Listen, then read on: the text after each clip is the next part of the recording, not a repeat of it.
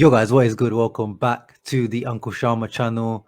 We are here today to talk about Simone Inzaghi's first ever press conference as Inter manager, and I mark this as the beginning of the new season. New season means new intro.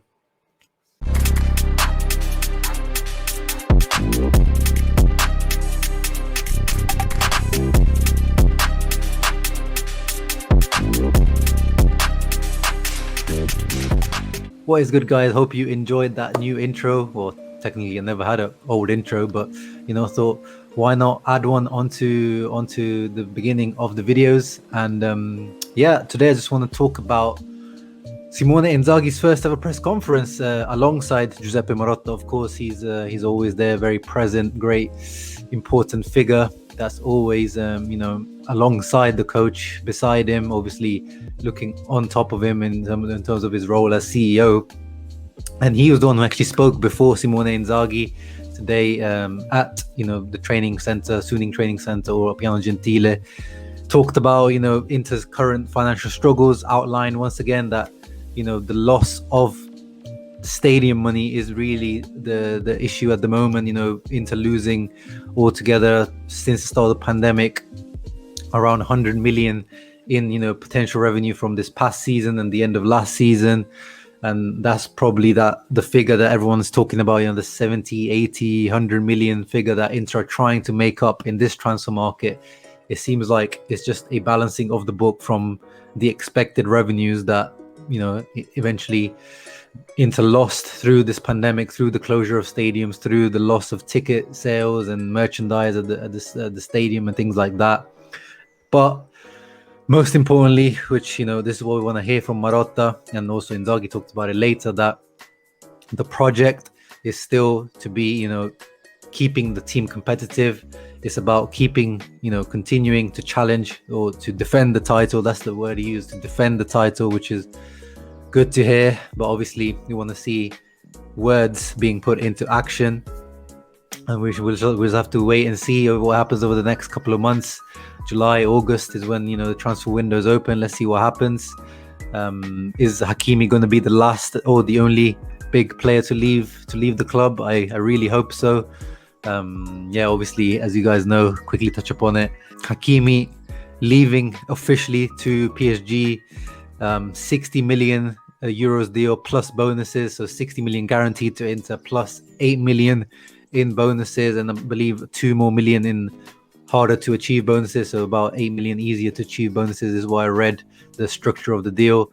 So overall 70 million euros, which is a world record fee for a fullback, for a wing back, which beats the previous record of Kyle Walker to Man City, which was around 50 million, I believe. So it doesn't sound like much, because Hakimi, we bought him for 45 million euros, so it doesn't sound like much, but still a world record fee.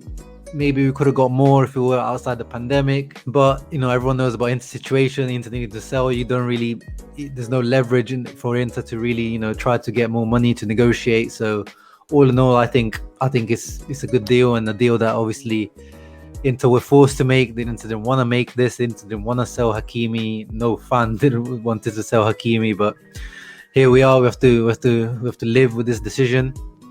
But the annoying part was the fact that Alexander Kolarov's contract extension was made official the exact same day as Hakimi left, and Kolarov's extension was made official.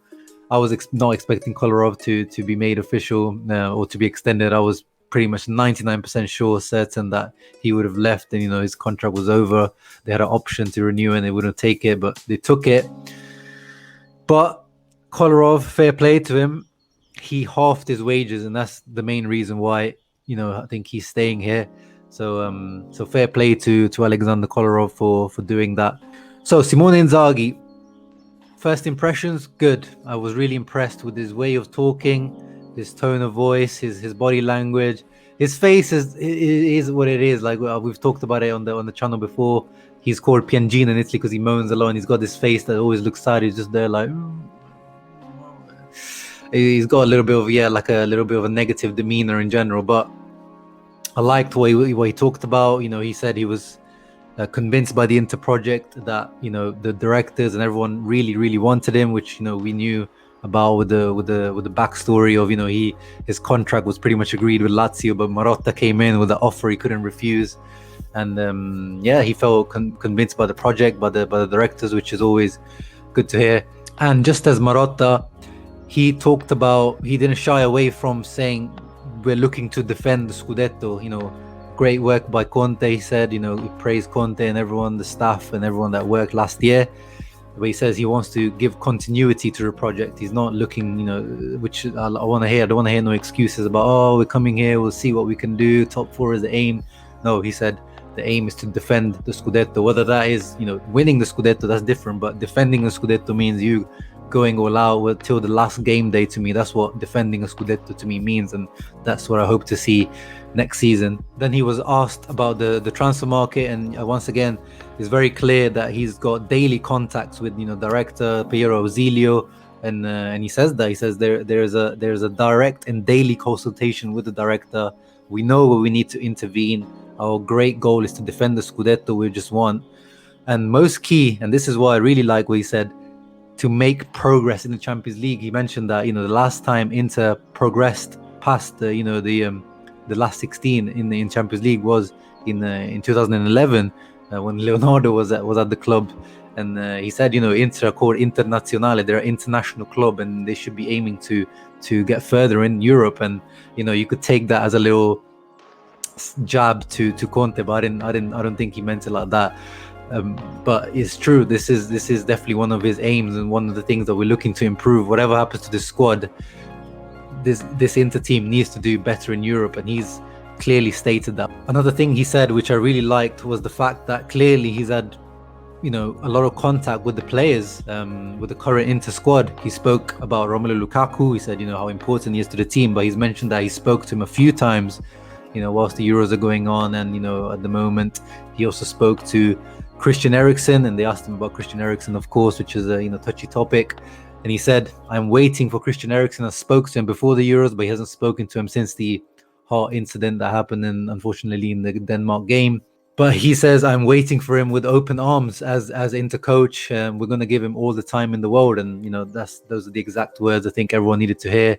There's no decision been made yet with Eriksen. We know it's not likely that he'll play again for Inter by the looks of it, but nothing is certain, nothing decided, so we'll be waiting. Eriksen can take as long as he needs. But he's also mentioned Hakan Çalhanoğlu being signed by the club, making quick reparations to that position. And he mentioned Hakan a few times actually in the press conference. He said that he's liked Hakan for a while, and this was confirmed. We talked when Hakan was signed, we talked about that. According to rumors, Inzaghi specifically requested for him, and it seems from this press conference that's true, because he mentioned him a few times by name, that Hakan is coming in to replace him. And he was also asked about whether Hakan can do that Luis Alberto role in this Inter team, and we talked about that as well as a possible, probably the main reason why he was signed, to cover that Luis Alberto role in the 3-5-2 as the left centre mid, as Luis Alberto did at Lazio. And Inzaghi on this said, I think he can do that role because he has similar characteristics to Alberto, a player who, when I have faced him in recent years, has shown quality and quantity, very good in terms of positioning. He has been in my head for some time. It's normal that we will miss Eriksen, very strong and very important to the team. But after what happened, we decided to focus on Hakan. So yeah, it's I've always said, if a coach, especially when a new coach comes in, you gotta give him something to work with, something that he wants, some players that he wants.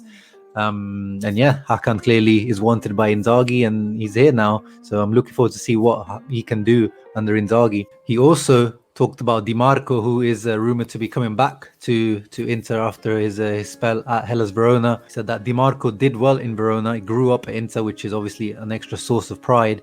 He has shown that he can play in Serie A at his best, and as with all the others, I will try to make him perform at his best, and then I will evaluate. But the club and I are aiming for it. And then he also mentioned, Perisic will continue probably playing in that wing back role because he did well in that last year. So yeah, you can see that he's open to evaluating and testing players that maybe haven't got their chance at Inter, or younger players who haven't got a chance at Inter, and still keeping faith in the players that have done well And I would like the way he talked about Eriksen in terms of he mentioned how important he was to the second half of the Inter season last year, which is good to see. So the door is definitely not closed for Eriksen if he can make a comeback. And one thing, of course, that we're all interested to see is what is Inzaghi going to bring to Inter in terms of style of play, in terms of tactics, in terms of coaching. And he talked about that a little bit. He said, in the past 2 years, I've appreciated Inter for being a solid team that gives a sense of being very compact. You could hardly score a goal against them, and we know, especially last season against with Conte, was we were so rock solid. But this is where you see the difference, that which we talked about with Stephen K. Moore on my Inzaghi preview video, and I've talked about it a few times, talking about Inzaghi, that he has got a little bit more of an attacking outlook as compared to Conte. He talked about, as from a past, I coached a team that always entertain the fans and score goals, and that's what I hope to do here too. So you can see he's already trying to suggest that he's going to bring slightly more of an attacking brand of football, a bit more open perhaps, but hopefully still keeping, defensive solidity in place. Stefano Sensi was also a topic that came up briefly, and he also, spoke positive words about him. He says, I have great confidence and esteem in Sensi. He always knows the position to take on the pitch. I talk to him and he's aware of my esteem. He's had a lot of injury problems. Yeah, we know, bro. We know. And we will have to do a good job of training him in the best way possible and use him when he is in top shape, because he will be a great resource. Ideally, in the ideal world, I think Inter would like to sell Sensi, but with this injury record, there's no way a club, is going to take a big gamble. There's rumors of Fiorentina, but let's see if that actually materializes. So it looks like, maybe with the departure of Pintus, a different training staff, different methods of training, maybe they could benefit Stefano. Let's see. Let's really hope the Sweet Prince can finally have a comeback season under Inzaghi. It was supposed to be last season, but it didn't quite happen. But yeah, overall, once again, Inzaghi hinting at, giving everyone a fair chance. This preseason, he's going to have, a limited squad with everyone out at the Euros and the Copa America. So he's going to get time to test out players, and he seems like he is open to testing and giving everyone a fair chance, which I like to hear. And you kind of have to, as Marotta says, just because now Inter won't be spending much, and he pretty much confirmed that at the beginning, but he said because we're not spending doesn't mean that we can't compete. Not always the highest spenders means to be the winners, which is true. There are cases we've seen many times in football where you spend smart, or you're able to be a little bit more creative with your deals. You are able to still remain competitive. The core of the team is still good. So I did like that from Marotta, saying that they're still looking to compete, and they're just him and Piero Zilio basically just have to be a little bit more creative. They have to find ways of getting loans with options, free transfers, they have to work their magic basically this summer. And Inzaghi is fully on board. He knows that the situation he's come into, he's not demanding big, and that's another thing I liked about Inzaghi in this press conference, especially when you compare it to Antonio Conte's ones. There was no straight demands about things. Conte was already making big claims and putting pressure on the board. It's we know how Conte is demanding certain players. Lukaku was already on his wish list first day in. But with Inzaghi, the word they used to describe him is aziendalista, and I think the best word translated for that would be company man. He's a company man. He's not like Conte, who's gonna, as I said, attack the board, or going to be saying controversial things. Inzaghi will say things correctly, maybe politically correct, however you want to say it. He's not going to go against the board. He's probably not going to push, that Conte was able to push the board sometimes over the limit sometimes, which obviously helps the whole camp. People always say, when the players say, the directors say, that Conte's mentality pushed everyone, not just the players.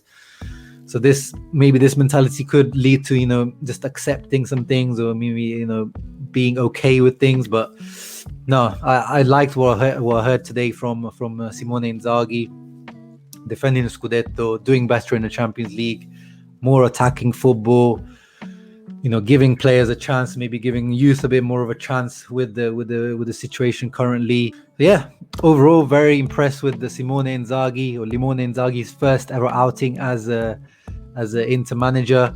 looking forward to seeing more and more of his press conferences. Yeah, what do you guys make of his first appearance as Inter manager in public? Let me know in the comments below. What did you make of his body language? What did you make of the words he said? Do you believe the things he's saying about defending the Scudetto? Who do you feel like are going to be the players that are going to maybe be surprisingly more important or less important in this project? Are you excited about this project? Let me know in the comments below what your thoughts are. Because yeah, I need your comments. This is not a live stream. I know I've been live streaming a lot recently, but today has been a little bit of edited video and get the music in the background a little bit smoother, a little bit nicer vibe. And obviously, going to watch the England match to see who's going to be Italy's opponent now in the final on Sunday for the Euro 2020. Obviously, my channel has been focused mainly on Italy, the Azzurri, the past month or so. But don't worry, after Sunday, we go back to Inter full time, multiple videos a week covering Inter. So make sure to leave a thumbs up, subscribe to the channel if you want to stay up to date. And as always, guys, Forza Inter. Ciao.